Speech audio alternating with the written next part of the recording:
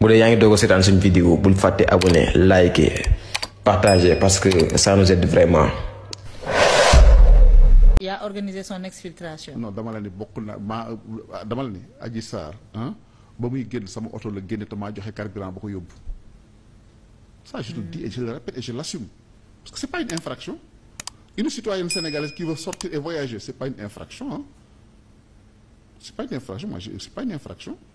Maintenant nag les motivations pourquoi ñoom bëgguñu woon mu toog fi kan moo bëggoon dama bëggoon mu toog fi mais buñ ci jotee dañ ko wax je veux pas aller dans les détails mais ñoom ñu ngi may dégg ci télévision laa nekk xam nga na buuma laqatuma il faut xam nga l'histoire il faut que l'histoire se racontera xam nga dama fi bind un livre en juillet 2023 virgule nit mënu ko cee teggi entre juillet 2023 ak tey bari na lu fi xew la nga xam ne ça a renforcé ma connaissance de ce dossier et ma maîtrise de cette question coow li muy bari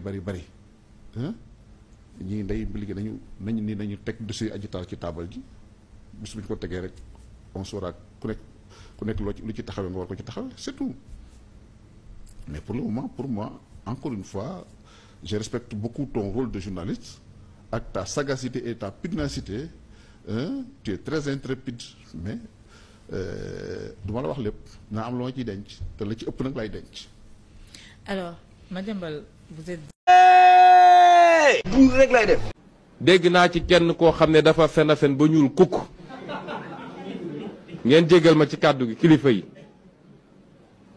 du mu mus a wax ci àdduna ba suba ba ngoon jot du dëgg. le journaliste Madiambal Diagne am na fi amu fi le système des Nations Unies def une déclaration pour exiger ma libération am na fi amu fi du ñëpp la ñuy jàpp ma may la ci benn tuuti. mais Madiambal y a pas. ma may la y a pas un citoyen bu. non bu mën a échapper. non à l'exécution waxuma loolu de waxuma loolu non waxuma loolu dama la non néewuma la impunité dama la nañ ci def ndànk nañ ci def ndànk xam nga lu tax ñoo ci def ndànk boo jëlee tey ñi nga xam ñoo yor nguur gi Ousmane Sonko Bassirou Diomaye Faye ñoom ñu ngi ume koor kaso korité présidentielle loolu tegtalu la.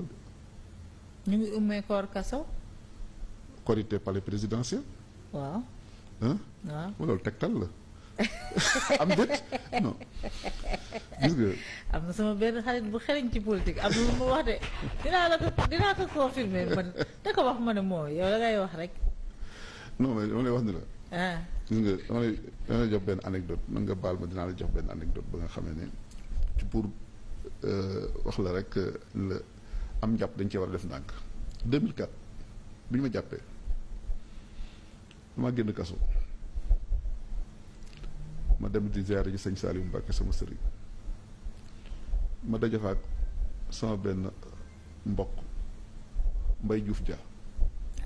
douanier nekk Mbour bu AS Douane te léegi ma nekk président Mbour Petite Côte ñu ñëw di ziare si ñu ñëw toog di xaar gan ñi bari woon nañu sëñ Mokhtar Diakhaté daal di wax sëñ bi ni ko ñu ngi fi sëñ Saliou daal di sempi ma man ak Mbaye Diouf Dia ñu ñëw toog sukk ci wetam mu jël sama loxo jàpp loxo Mbaye Diouf Dia nuyoo la ñu daal di ni ma sa waajur jigéen ñëw na fi waxoon ma sa njàpp mi ma ne ko waaw mu ne ma wax naa ko ni ko na dalal xelam jàmm rek a ciy xew ma ne ko waaw Mbàkke mu ne ma lépp dina jeex na waaye bul fayoon teg kenn sa njàpp mi ku ci dugal loxoom jamono dina dox ba nga taxawu njabootam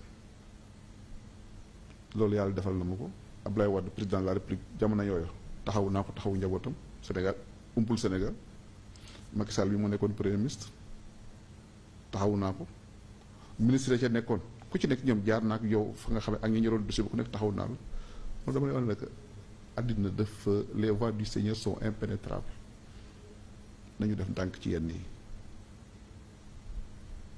di xuppaka tëb di dal ak bëbb nit ñi léeg-léeg dañ naan tekk di la seetaan léeg-léeg am na ñoo xam ne boo mutul boo leen dee laal yaa cay gaaju mais Madiambal keroog bi ma déggee plainte bi. mooy yéen. dégg naa ci kenn koo xam ne dafa fen a fen ba ñuul kukk ngeen jégal ma ci kàddu gi kilifa yi du mu mus a wax ci àdduna ba suba ba ngoon jot du dëgg.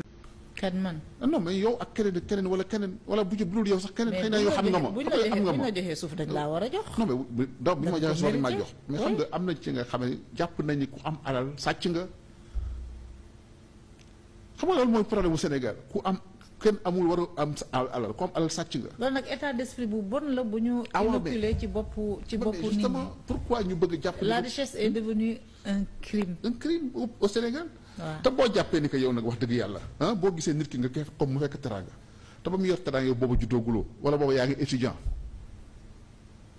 wax dëgg yàlla kon tey boo dikkee nga ba ngay nekk étudiant moom ma ngay yori ay société ak entreprise am di ca doxal tey nga bëgg a toog gis ni que kii yor na dara nga ni kat nu mu ko amee mais au nom de quoi nga koy. mais te yow mosoo ko gis mu yor responsabilité état mosoo ko gis mu doxal yëfu état.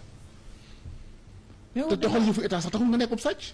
am nañu doxal yëfu état te am seen teraangay bopp. bu set wicc. ah mais exactement.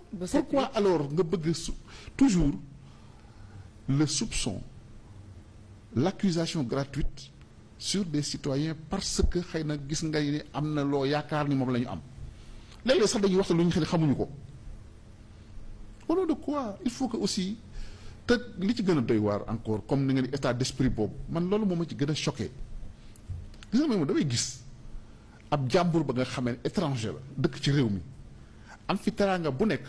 du déranger kenn. du déranger kenn di gagné mais du déranger kenn mais bu dee ab sénégalais la ñu lu tax mu am ko.